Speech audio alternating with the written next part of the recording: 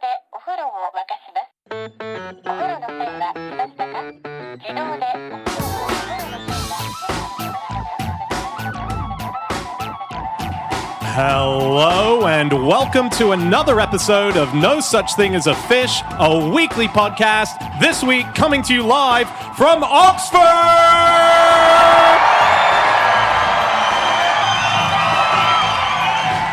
My name is Dan Schreiber. I am sitting here with Anna Toshinsky, Andrew Hunter-Murray, and James Harkin. And once again, we have gathered round the microphones with our 4 favorite facts from the last 7 days. And in no particular order, here we go. Starting with fact number 1, and that is my fact. My fact this week is that the longest professional baseball match on record only lasted so long because the umpire's rulebook was missing the bit that explained when a match should be stopped. That's amazing. So I kind of think that an umpire should already know the rules by the time he's starting to umpire the game. Yeah, you would think. He So. shouldn't, halfway through, he shouldn't be going, I'm just going to check that. Well, this was unprecedented times in the baseball world. So this was a match that was on April 18th, 1981. It was the Pawtucket Red Sox, and they were playing the Rochester Red Wings. And so these are smaller teams in a different league, professional baseball players, though. And Pawtucket, it was played there, which is in Rhode Island. Big deal for Pawtucket, because the newspaper the next day said, not since the time that they had to shoot the drunken camel at the city zoo has there been this much excitement in Pawtucket. Yeah. So, yeah. But it was extremely 1981. long. 1981. So it sounds like a weird match from ages ago, but quite recently, really. At the start of the match, there were 1,700 fans watching. By the time the game eventually ended, which was 4:07 in the morning, there were 20 people left still watching the match. 20, which I feel is quite a lot. I read that some of them were asleep. Oh, okay. Yeah. Well, they all got given a season ticket, so it paid I off for think them. some of them got lifetime passes. Yeah, they did. That's true. So this is the longest baseball match in the world, which is 8 hours and 25 minutes. It really isn't that long. I think what makes it long... It's quite long. Well, It's come on, not- we're from a nation of cricket. That's bullshit. Exactly. 8 hours. Exactly. That's a great point, Because yeah. all the writing up, like there was a player called Wade Boggs who was 22 years old when the match started, and by the time it ended, he was 23.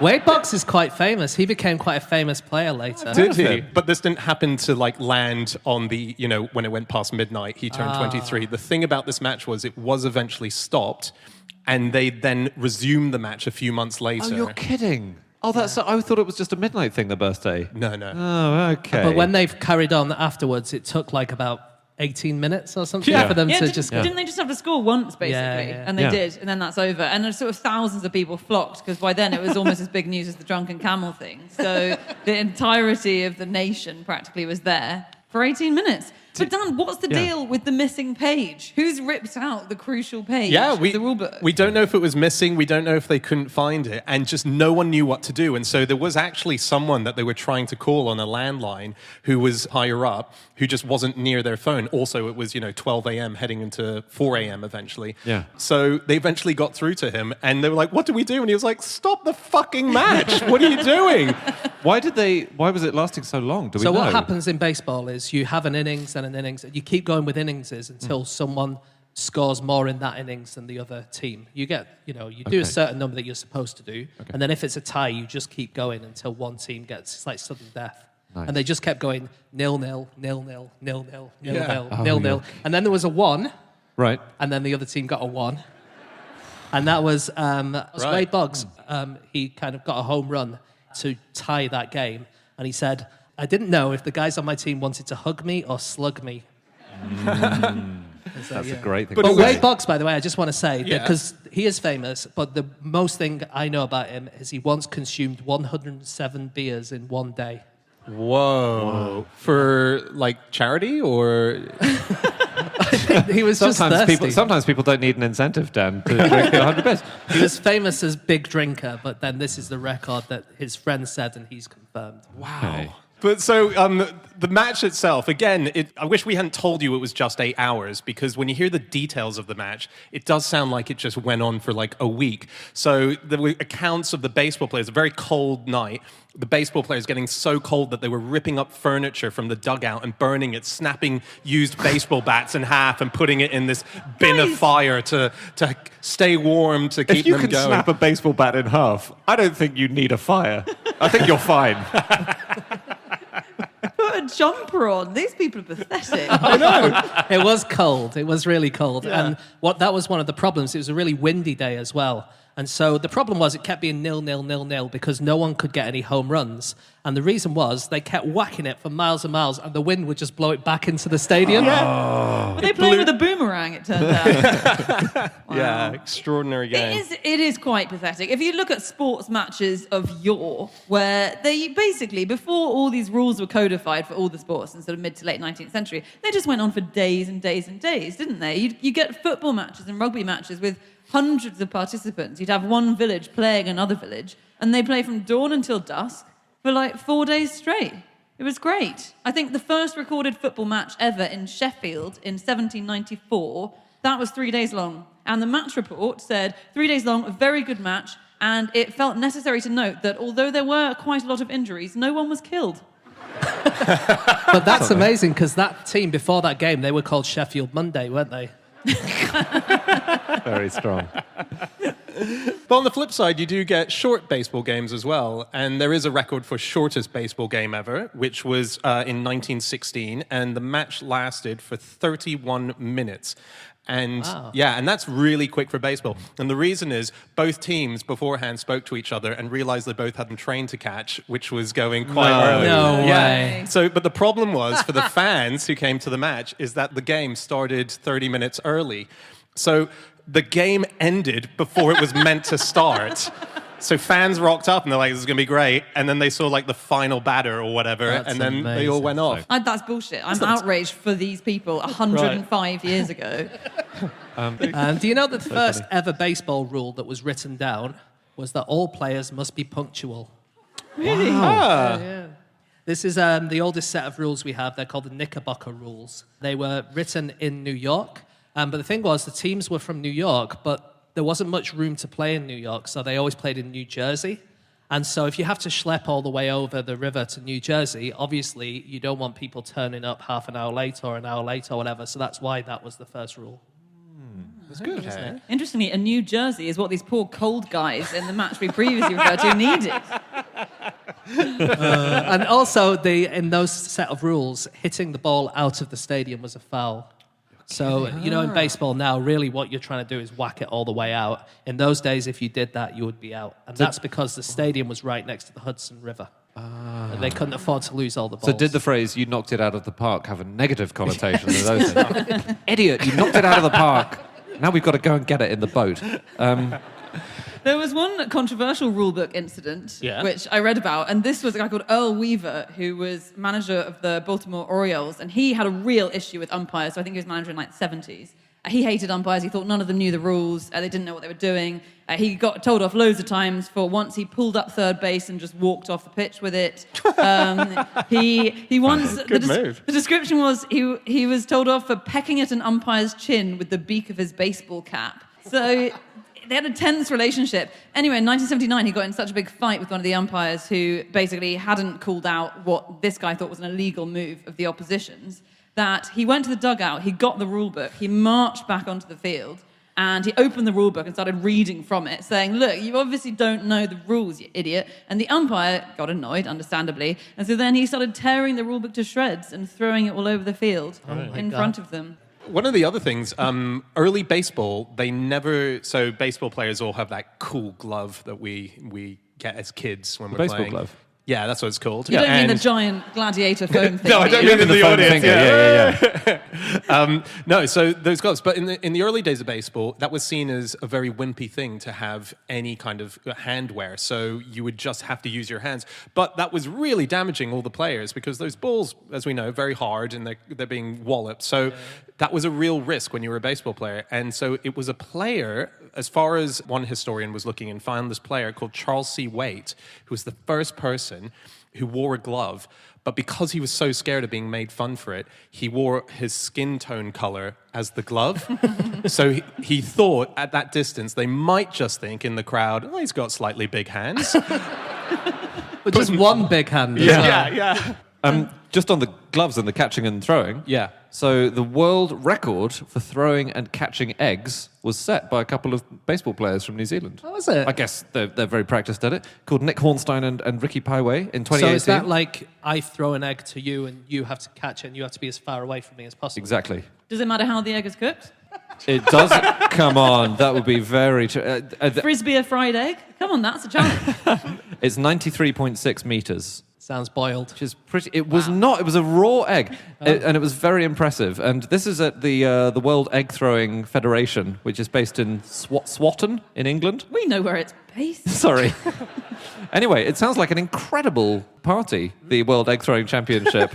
So I was reading an account of it, and I'm just going to read you what happened on the day. Former champ Norm Fowler of Peterborough won the Russian egg roulette. No explanation in this article of what that is. Well, then, the target accuracy contest, throwing at male model Joel Hicks, was won by Tina from Cambridge with 2 shots to the groin.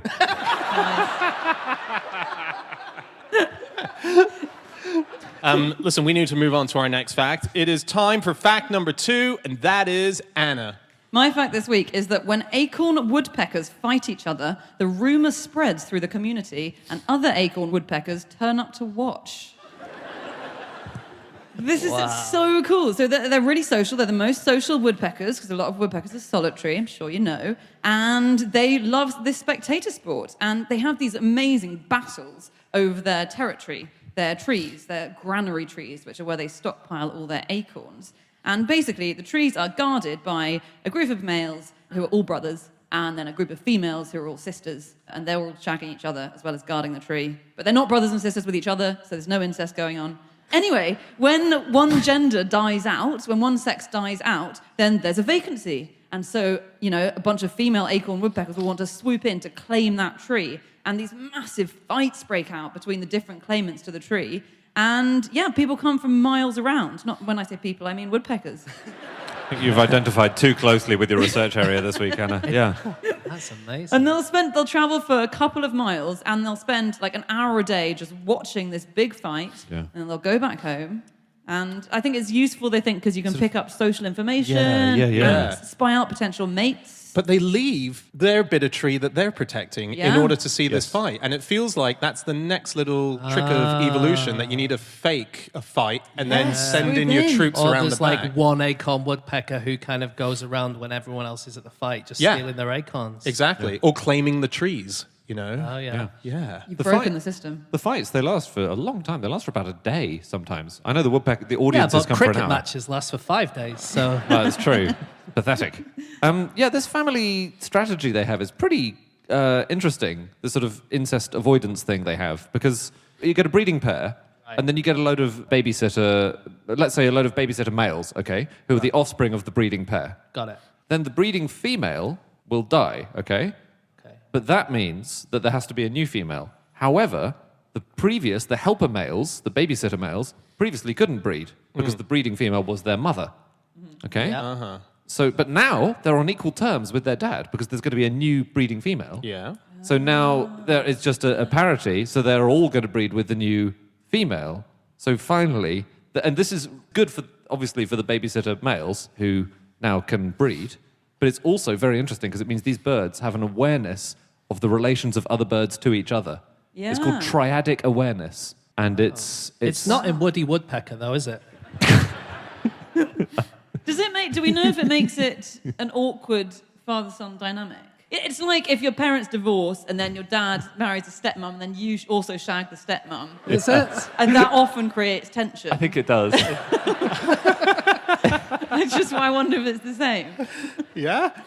But it's so, like that family dynamic is so weird. It's also the case that a few mums will also live in the same nest, right? And when that happens and they're having eggs, they try and synchronize eggs so that they don't have one child arriving before the other. And what they'll do is if one of the mothers has an egg, they'll knock the egg out just to make sure that that's no longer... I think they might eat it. And and they'll get the youngins. So it's if there are two breeding females, exactly, and they haven't synchronized when they're having their eggs, the other one will push out or eat the egg of the first one until they get it right, until and get it on time. Yeah. Or, sadistically, feed it to the mother, often. You know, you've laid an egg, and then your rival female pushes it out and then comes and feeds it back to you. But it's all because of this bizarre setup where they have up to 7 males and up to 3 females in every crew. Isn't it? So you've got these 3 rival females at all times, constantly laying and killing each other's kids and laying and killing each other's kids. And it can be weeks. It will go cannibalism for weeks, and then you time it right, and then happy families again. Yeah. It's like when your periods are synchronizing when women live together. It takes a few months to get in sync. Yes. And you kill each other's periods until they all arrive at the same time. Apart from, of course, that's a myth. It's a myth. Women's periods don't synchronize.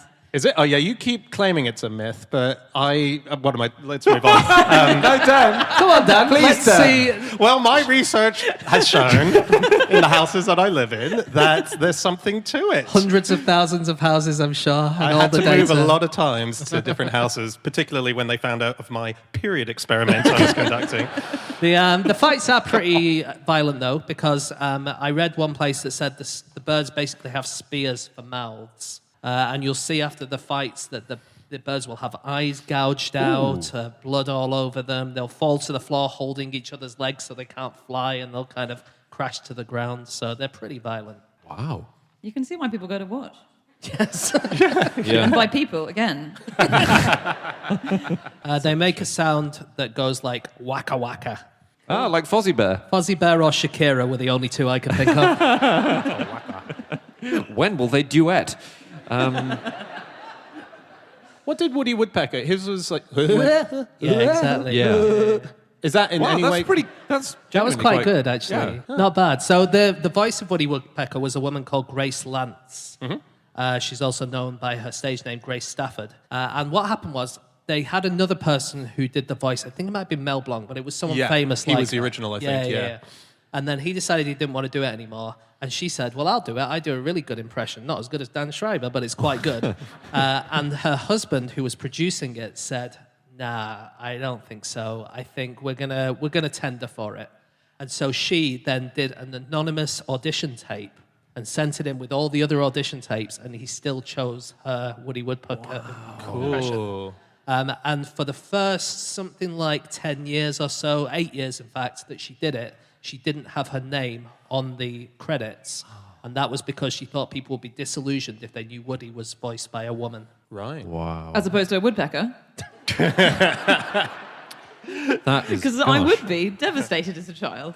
The trees are incredible, aren't they? You've got to look up the granary trees of acorn woodpeckers, which they mostly keep in the California, Oregon area.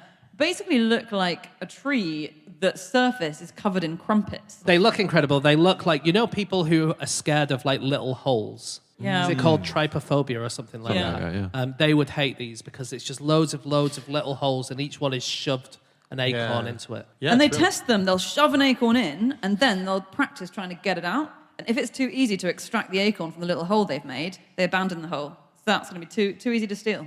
But it keeps changing because the holes always change size. Because trees change size. Trees are always growing and shifting a bit. And acorns dry out, so they will change size when they do. So it's a nightmare. Yeah. So they spend all of their bloody time moving. It's not funny. There are up to 50,000 holes in a tree, guys. Guys, come on. Please take it seriously. 50,000 acorns in a tree. It's just you and your brothers and your 3 weird wives. And you have to... It takes 20 minutes to make one hole. There are 50,000 holes in the tree, and you're constantly moving the acorns to a better-fitting hole. It's awful. I would want to die in a fight. Okay, look, we need to move on to our next fact. It is time for fact number 3, and that is James. Okay, my fact this week is that the world's largest carpet museum is shaped like a giant roll of carpet. For people at home, we've just put a picture of it on the screen, and I think that undeniably looks like a giant roll of carpet. Yeah, it's awesome. It's really amazing. Yeah. Where is it? This is in Baku, in Azerbaijan, and this is something that I noticed when I was reading about a carpet war between Azerbaijan and Armenia, on top of the actual war they're having. But the carpet war... They're not the most lethal weapons, are they? No, well, you can carpet bomb somewhere, I suppose. Yeah, I think you've got confused. So these are carpets that come from an area called Nagorno-Karabakh, which is a disputed territory between the two places. Armenian weavers are claiming that the Azerbaijan government is appropriating their culture. Because basically most people, most historians, not all of them, but most historians think that these are Armenian-based carpets. But Azerbaijan has built a massive museum, and most of it says, no, they're ours. Oh. Yeah.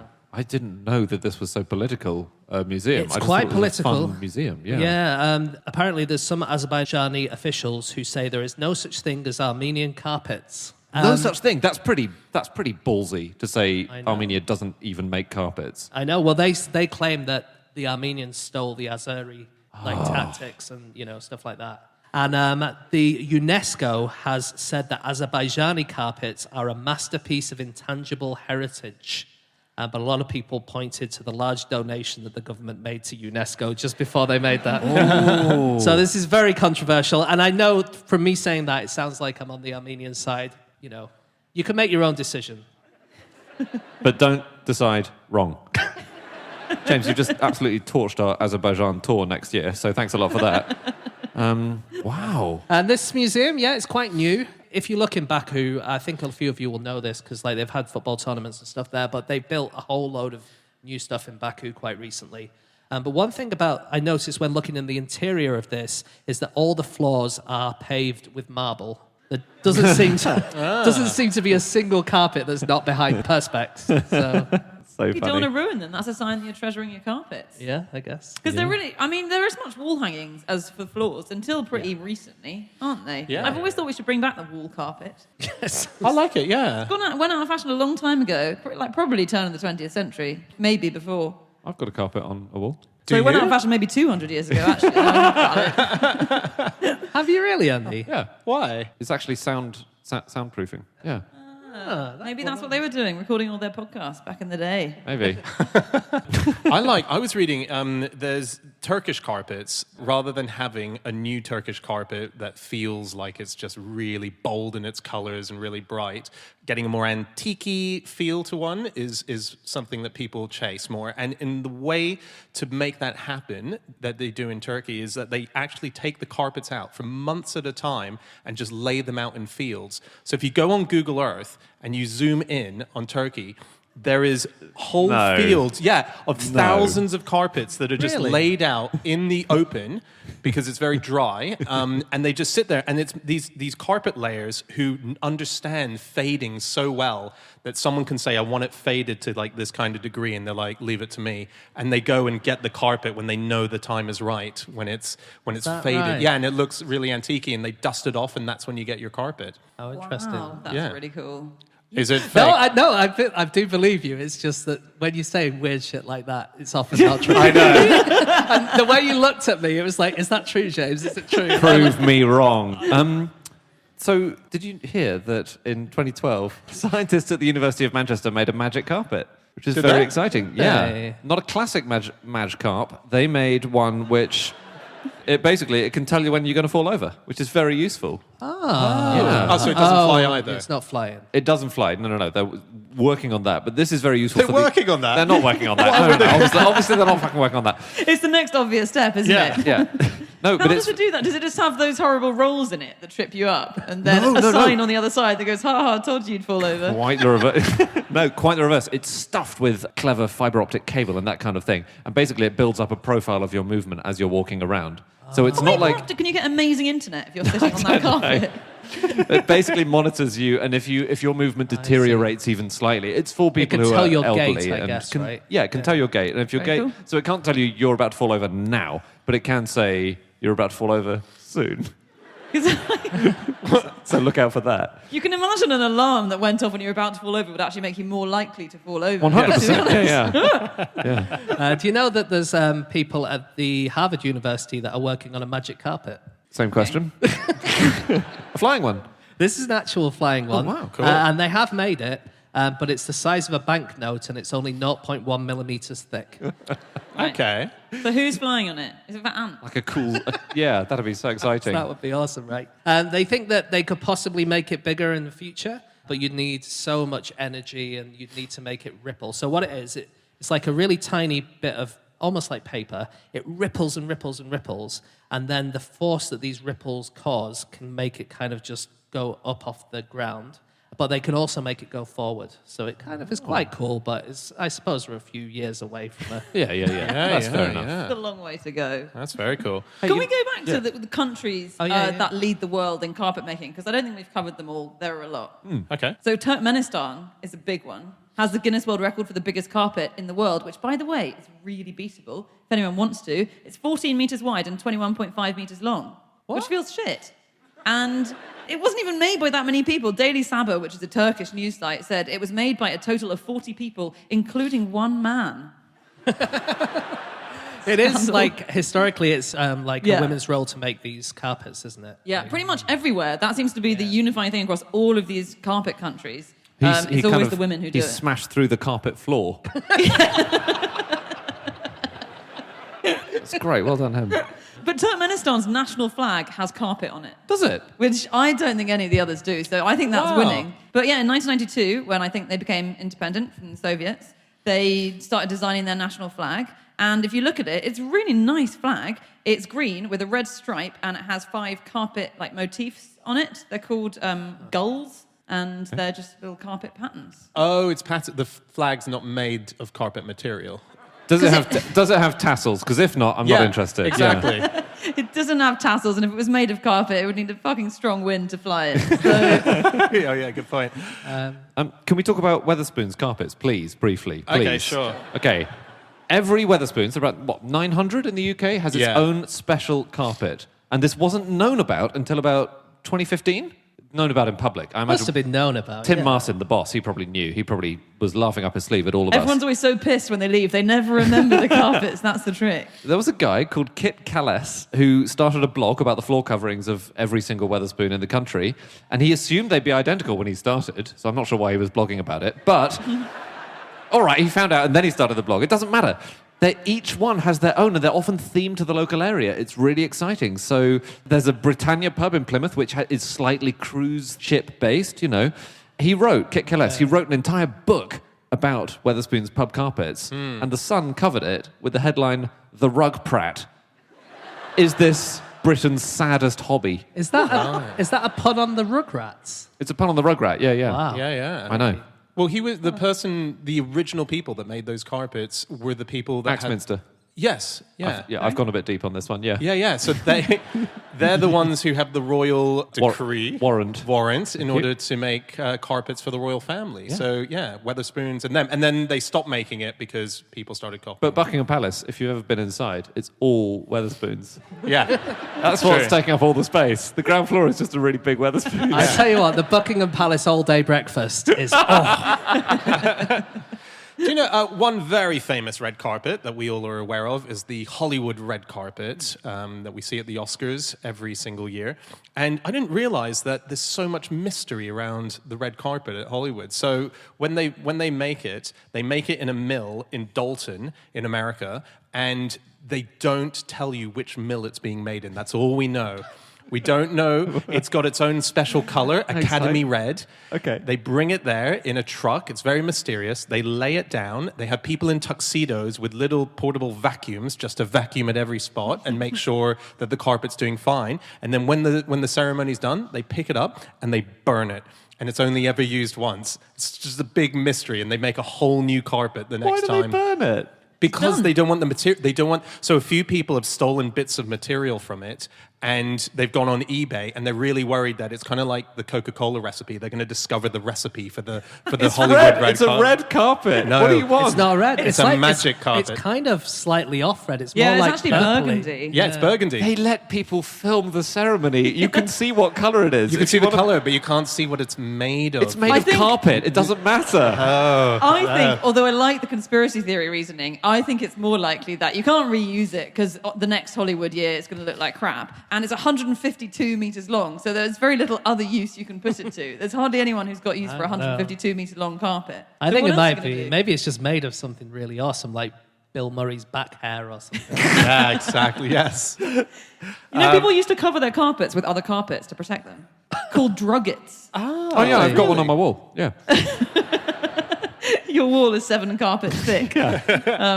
Yeah, until the 19th century, druggets, which were just cheaper carpets that you put on top of your carpet for everyday use. And then if a guest came, you whipped the carpet off, and then you had the proper one underneath. That's Such the a sad good thing. idea. Andy has a drugget dealer, don't you? Hey! Okay, it is time for our final fact of the show, and that is Andy. My fact is that the world's first ever hot air balloon wedding was meant to happen in 1865, but the officiating priest refused to go up. So the couple had the first ever hot air balloon honeymoon instead. Yeah. Nice. It's just a nice story about a couple called Mary West Jenkins and John F. Boynton. They wanted to marry in a balloon. They thought it'd be fun. And the Reverend said no. He said it was too unholy, not appropriate enough. So they just went up after the wedding instead. But it was a very exciting ceremony, this wedding. Oh, yeah. There were 6,000 people there. They were mostly there for the balloon, I They think. were there for the balloon, yeah. They were in Central Park. So they did get married in the end, but they got married on the ground. And how much do you suspect that the Reverend was just too much of a pussy to go up in the balloon? It's possible, isn't it? There was the Baltimore Daily commercial of the 10th of November, 1865. This was a couple of days later. They said that the official story was that the priest had to get the last train to Philadelphia. Okay, but then they did say the actual reason probably was that the reverend gentleman accustomed to operate solely in mundane matrimony had backed out at the 11th hour. Right. I wonder how much a history, like speaking of the shortest baseball match before, has been influenced by people needing to get trains. Quite a lot. What time is it now? And the reverend, by the way, was a guy called Thomas DeWitt Talmage. And one reason why I'm not sure whether he was scared of going up is he was a massive publicity stunt guy. They said that he was the most famous clergyman in the world, including Pope Leo XIII. He was really, really famous. famous. He thought that no one should be able to read novels. And Sorry? he also... When was this? This was in the 1860s. People frowned on novels back then, didn't they? You were supposed to Exactly. be reading Greek. He said that anyone who read novels shouldn't be allowed to work in an office, a store, a home, a shop, or a factory. And he also thought where are you going to work?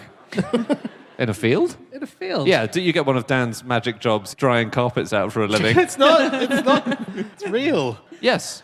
But this guy, the two people who got married, it was, like you say, Mary West Jenkins and Dr. John F. Boynton. And his doctorate was in geology. And he decided that as well as doing his wedding up in the hot air balloon, he also was going to make several electrical experiments while he was up there. Cool. So he was like mixing business with pleasure a little Yeah, bit. she must You have know been what- slightly annoyed as he set up the cathode. The balloon was an interesting one. The owner of the balloon was an interesting man. He was called Thaddeus Lowe, and he had been a spy in the Civil War, but a balloon spy. Right. Yeah. It's so hard to spy in a balloon. You'd think it was quite conspicuous. Very hard. Yeah. But you're right. He had proposed balloons for use in the Civil War, which they actually were in the American Civil War. And So what would he do as a spy though? With the you would look around. You he'd can be see- up there. He'd be up there. So You he'd can come see back much and be further. like, they've got carpets everywhere. Yeah, exactly. Yeah. He demonstrated it for George Washington, who had died about 40 years earlier. Sorry, for the White House. He'd gone up in Washington with a telegraph key, which linked him to the White House. So he was able to radio down to the White House You mentioned George Washington by mistake. for no reason. For no reason. Oh, But thank you for picking me up on that. The first actual marriage that did happen eventually in a balloon was in 1874. It was Mary Elizabeth Walsh and Charles M. Colton, and it was on top of the P.T. Barnum Manhattan Hypnodrome that they had. There was always a balloon on the top of there, and it used to go up all the time. And so they got married on there, and one of the people who was on there, who was basically Barnum's balloon guy, was called Washington Harrison Donaldson, and he was named Washington after George Washington, hence the connection. Yeah. And he was a daredevil, and he was amazing. So he used to do high wire acts and so on, and then when balloons became a thing, Yeah. he did a thing whereby he would go up in a balloon, but he got rid of the basket, and he would have a bar, just a bar, where he would put his legs over and go up, and he would start doing basically trapeze-style acts, where he was flipping around and so on.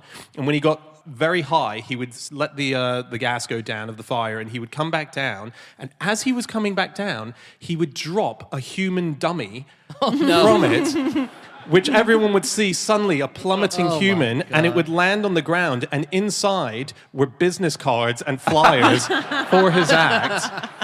That's amazing.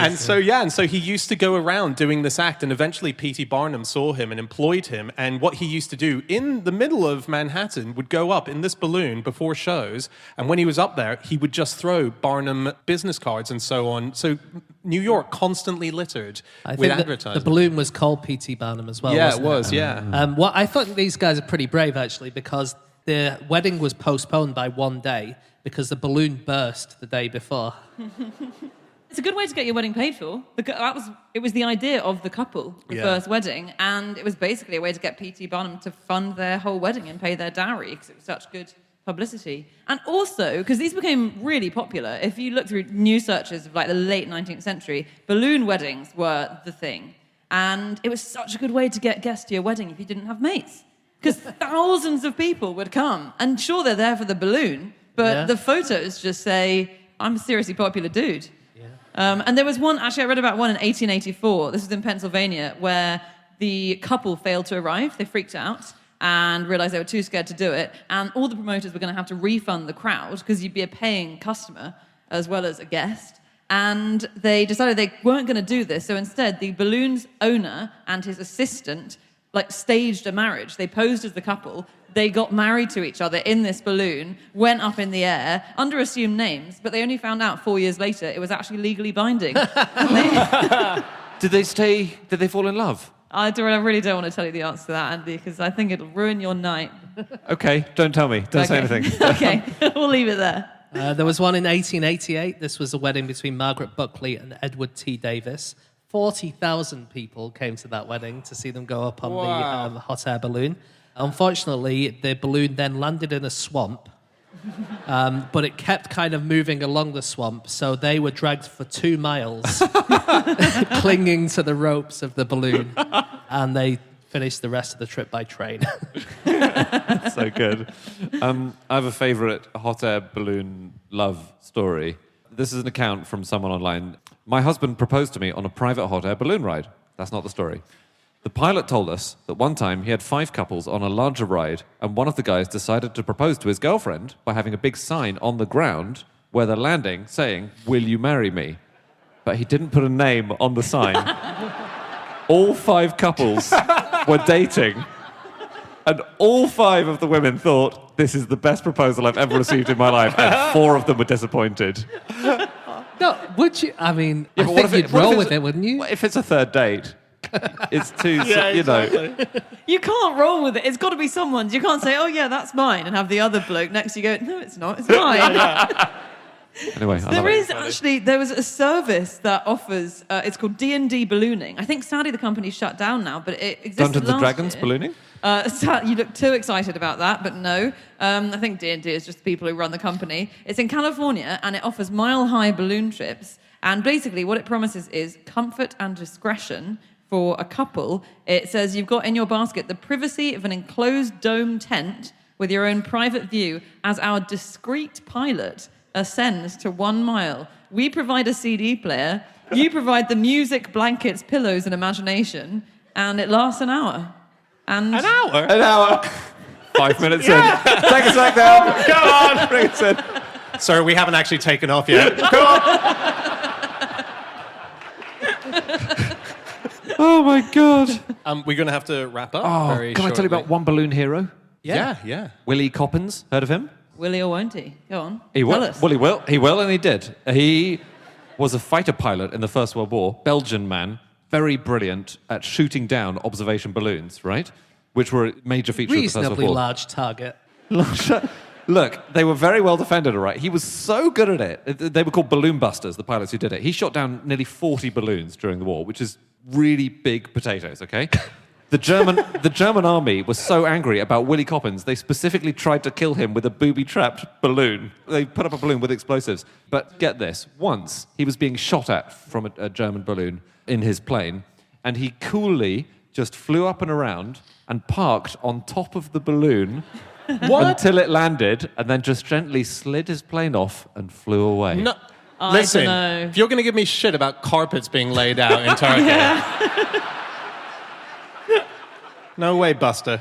I'm a bit sceptical, I have to say. I never thought I'd say this, but I'm with Dan here. That's an abrupt break. That's an emergency brake for a plane to land on a balloon. No, it's a very soft landing. Surely. No, it's The softest landing you could If possibly you have. think about, you'd need a vertical takeoff and landing plane, right? Like most planes kind of come into a runway. So it might have been a very long balloon that he was. They had those long balloons that he was landing on. That's the runway. a Zeppelin. A Zeppelin. It was a Zeppelin. Yeah. Any further questions? Please no. Look, I hate to cut this off, but we got a train to catch. So that's it. That is all of our facts. Thank you so much for listening. If you'd like to get in contact with any of us about the things that we've said over the course of this podcast, we can be found on our Twitter accounts. I'm on @Schreiberland, Andy, At Andrew Hunter M. James, At James Harkin. and Anna. You can email podcast@qi.com. Yep, or you can go to our group account, which is @NoSuchThing, or you can go to our website, nosuchthingAsAfish.com. All of our previous episodes are up there. We've also got a link to all the rest of the tour dates of this Nerd Immunity Tour. Oxford, thank you so much. That was so much fun. Thank you for coming out, being with us here tonight. Really appreciate it. And we will be back again next week with another episode. We'll see you then. Goodbye.